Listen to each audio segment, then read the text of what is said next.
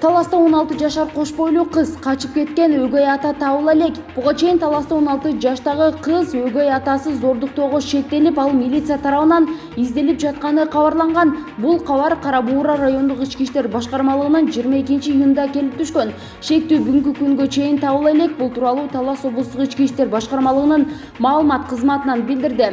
Кылмышка шектүүнүн жүргөн жерин тактоо боюнча багыттамалар берилип, аны издеп табуу боюнча милиция кызматкерлери тарабынан атайын издөө чаралары жүргүзүлүп жатат деп билдирди аталган кызматтан. Окуянын чоо жайы 22-июнь күнү саат 20:48 чамасында Кара Буура райондук ички иштер башкармалыгынын 102 кызматына Чымкент айылынан 35 жаштагы тургуну чалып, 2005-жылы туулган кызын 50 жаштагы өгөй атасы күч колдонуп зордуктап жүрүп, боюнда болуп калганын билдирген. Тергөө тобу окуя болгон жерге барганда өгөй атасы качып кеткени аныкталган. Текшерүү учурунда жабырлануучунун апасы кызынын зордукталганын уккандан кийин ошол замат милиция бөлүмүнө барбай, милицияга 2-3 күн өткөндөн кийин кайрылганы белгилүү болгон.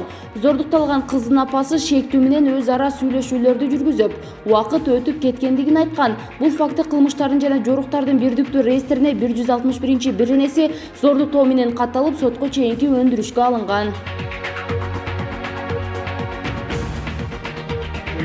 Биздин укук байке. Байке, сиз интервью берип коесузбу? Сизге келдик турабы? Чүй облусунун губернатору Эркин Тентишев журналисттик кабинетинен сүйрөп чыкты.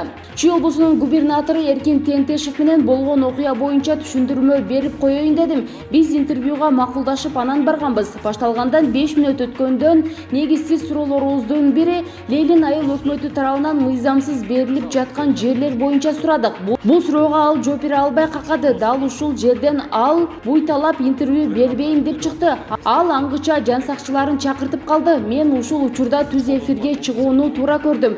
Калган жүрүштү толук видеодон көрсөңүздөр болот деп Facebook баракчасына журналист Жоодар Бузумов жарыялаган. Бизди кабинетинен сүрүп чыгарып коюшту.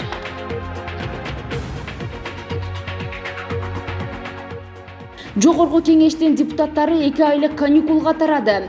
Жогорку кеңештин депутаттары быйылкы сессиясын жыйынтыктап каникулга тарады. Регламентке ылайык алар 1-сентябрга чейин эс алууга кетишет. Бирок кезексиз жыйындар болуп турары айтылды.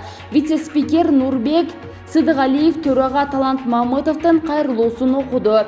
Жаңы конституция кабыл алынганына байланыштуу бир топ мыйзамдарды шайкеш келтирүү зарылчылыгы бар. Ошондой эле COVID-19 илдети күч алып турган чакта кезексиз сессия өткөрүү тууралуу сунуш келип түштү. Ошондуктан кезексиз сессияны 5-июлдан 30-уна чейин өткөрсөк туура деп эсептейм деп кайрылуусун жөнөткөн. Ошондой эле ал 131-мыйзам 615-токтом кабыл алынып, 22 депутаттык комиссия иштегенин белгиледи. Садыр Жапаров Туркиянын коргоо министрин кабыл алды.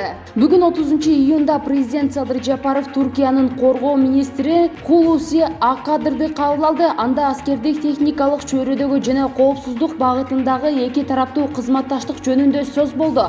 Садыр Жапаров эки өлкөдө жалпы чөлкөмдө тынчтыктын, туруктуулуктун болушу үчүн биргелешкен кызматташтыкты мындан ары өнүктүрүүгө жана кеңейтүүгө кызыктар экенин белгиледи. Чөлкөмдөгү туруксуздук абал жана коркунучтар өсүп жатканда өзгөчө Афганистандагы кырдаалдын татаалдашкандыгына байланыштуу аскердик техникалык кызматташуу актуалдуу жана өз убагында болуп эсептелет, деди Жапаров. Хулуси Аксар аскердик кызматташтыктын алкагында адистерди окутуу жана даярдоо маселеси дагы маанилүү экенин белгиледи. Путин мураскер тууралуу суроого жооп берди. Путин президенттик кызматка мураскер даярдоо маселеси боюнча айтып берди.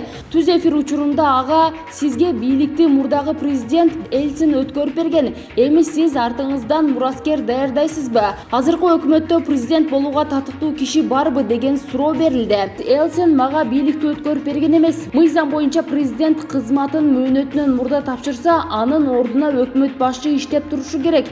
Дал ошол кызматта болчу. болчумун. Кийин ким өлкө башчы болорун эл добуш берүү жолу менен тандаган, деди президент. Ал эми келечектеги президент тууралуу бардыгы убакыттан көз каранды экенин айтты. Президенттин орду бош калбай, сөзсүз түрдө бир адам экинчиси алмашат.